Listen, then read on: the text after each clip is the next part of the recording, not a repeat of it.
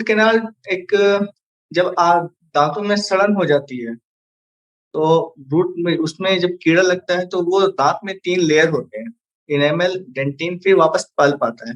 जब कीड़ा जो है जब आपका सड़न दांतों की जब वो 3rd लेयर पे पहुंच जाती है तो वो पल्प इन्फेक्ट हो जाता है। पल्प इन्फेक्ट होने के कारण क्या है कि वहां से पेन शुरू हो जाता है। तो जब दर्द होता है तो ही रूट कैनाल में हम लोग उसको कन्वर्ट करते हैं। रूट कैनाल एक बेसिकली आपका नस का इलाज है, जो कि आसान भाषा में हम लिख गए हैं तो ये नस का इलाज है। ये बड़े बड़े हो गए, बच्चे हो गए, ये प्रोसेस सारे में भी सेम होते हैं और सब में ही किया जा सकता है ये। जैसे बच्चों में अगर होता है तो बच्चों में एक अलग टर्म दिया गया है, जैसे आपका पल्पेक्टोमी, आरसीटी, रूट कैनाल ट्रीटमेंट। एक बड़े वाले अगर मैं क्या कह सकता हूँ कि रूट कैनाल, तो बच्चों में भी दांत में भी कैनाल होते हैं। हर हर एक बच्चे में दांत में कैनाल होते हैं, जो कि अगर डेसिडस टूथ है तो उसमें भी कैनाल है, और परमानेंट टूथ है उसमें भी कैनाल है। और बच्चों में भी हो रहे हैं तो डेफिनेटली वहां पर पल्प रहेगा। अब वहां पे पल्प है तो ही हम लोग जो है उसमें रूट कैनाल उसमें भी कर सकते हैं। बट क्या कि टर्म चेंज हो जाता है, पल्पेक्टोमी के नाम से वो बच्चे में हम लोग करते हैं उसको पल्पेक्टोमी। और जब वो बड़े हो जाते हैं और एडल्ट है तो वो टर्म चेंज हो जाता है, फिर वो रूट कैनाल हो जाता है। रूट कैनाल इसलिए हो जाता है बड़े में क्योंकि वो वहां पर जो बड़े होते हैं तो वो रूट, जब परमानेंट दांत निकलता है ना तो उसका जो रूट होता है वो फुल्ली डेवलप्ड होता है। बट बच्चों में ऐसा नहीं होता है। बच्चों में क्या है कि वो रूट उसका डेवलप ही नहीं रहता है हमेशा।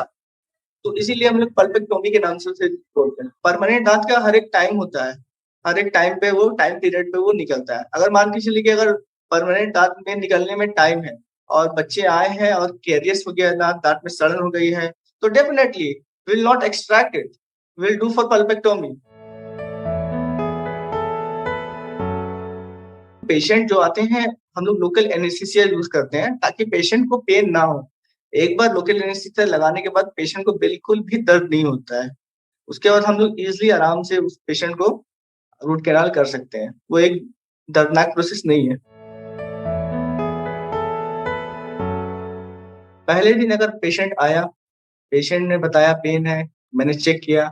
चेक करने के बाद पता चला कि ये काफी सड़न जो है अंदर डीप तक जा चुकी है, पल्प इन्वॉल्व हो गया है। पल्प इन्वॉल्व होने के कारण अब इन पे इन्फेक्शन हो गया है। पहला काम हम लोग लोकल एनेस्थीसिया दे करके उसमें एक्सेस ओपनिंग करते हैं। एक्सेस ओपनिंग हर एक कैनाल का अलग अलग है। 3 कैनाल होते हैं रूट एक दांत में, तो उसमें एक्सेस ओपनिंग करते हैं। एक्सेस ओपनिंग करने के बाद जो भी कैनाल में इन्फेक्टेड पल्प होते हैं ना, वो हम लोग पहले उसको रिमूव कर देते हैं। रिमूव करने के बाद उसमें इंट्रा कैनाल मेडिकामेंट्स डाल करके फिर पैक कर देते हैं। अगर इन्फेक्शन ज्यादा है, मान के चलिए कि अगर रूट के अंदर पस जम गया, इन्फेक्शन ज्यादा होने के कारण कि पस हो जाता है, तो पस में क्या है कि हम लोग एक दिन में नहीं कर पाते हैं। कम से कम 3 से 4 सेटिंग उसमें लगता है। पहला पहला दिन सफाई होगा, दूसरी बार मैंने उसे बुलाऊंगा, मैं उसे मेडिकल मेडिसिन डालूंगा, उसका फिर भेज दूंगा। फिर 3rd डे में या फिर 4th में जब मैं देखूंगा कि पस हमेशा के लिए हट गया है, ड्रेन हो गया है, हील हो गया है, उसके बाद ही वो फिर होता है। और अगर इन्फेक्टेड पल्प है लेकिन पस नहीं है, उतना भी पेशेंट को पेन नहीं है, तो सिंगल सीटिंग में भी होता है। पहले एक डे 1 में भी आपका कंप्लीट हो सकता है आरसीटी। एक बार रूट कैनल हो जाने के बाद हम लोग रिकमेंड करते हैं पेशेंट को, और ये मस्ट है, मैंडेटरी है कि ऊपर कैप लगे, दांत के ऊपर कैप लगे, वो मैंडेटरी होता है। अब क्या है कि जो पल्प जो चीज था जो दांत को न्यूट्रिशन देता था वो तो हमने निकाल दिया है। अब दांत रहा बेजान, उसमें कुछ नहीं है। अगर आप कल कैप ना ना लगा के उसमें आप यूज करेंगे एज इट इज तो वो तो टूटेगा दांत। बट हम लोग उसमें कैप लगा रहे हैं ताकि वो उस दांत पे स्ट्रेंथ दे पाए। अब यहाँ पर है कि कुछ भी खा सकते हैं, उसमें कोई प्रॉब्लम नहीं है। आप हाँ, ज्यादा सख्त चीज नहीं खा सकते हैं क्योंकि नेचुरल दांत और आर्टिफिशियल दांत में तो फर्क हो ही जाता है। कैनाल अगर अच्छे से क्लीन नहीं हुआ है या फिर पल्प का थोड़ा सा भी अमाउंट अगर रह गया है वहां पर, तो हम अगर आरसीटी कर देंगे, वो पैक करके कैप लगा देंगे, उसके बाद फिर वो पेन होगा। पेशेंट आएगा मेरे पास या किसी के पास, वो बताएगा पेन हो रहा है इसमें।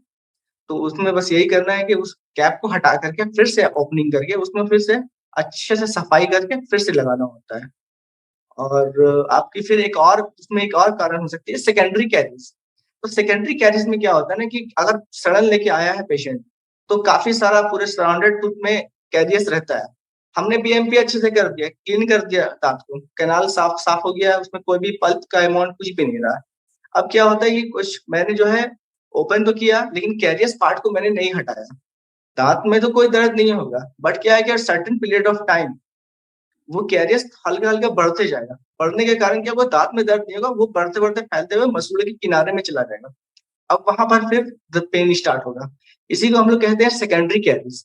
तो दांत में कोई दिक्कत नहीं है, बट उसी के जस्ट एडजेसेंट टूथ पे फूड लॉजमेंट, गम में आपका पस भी जम सकता है, दांत जो है आपका हिलने भी लग सकता है। इस कारण से अगर आप बात करें एक सिंगल टूथ पे, अगर सिंगल टूथ आप कैरियर्स लेकर के आए हैं मेरे पास, और मैंने उसे अच्छे से आरसीटी रूट कैनाल मैंने कर दिया, और उस पर मैं कैप लगा दिया, और आप पेशेंट जो है वो चला गया अच्छे से।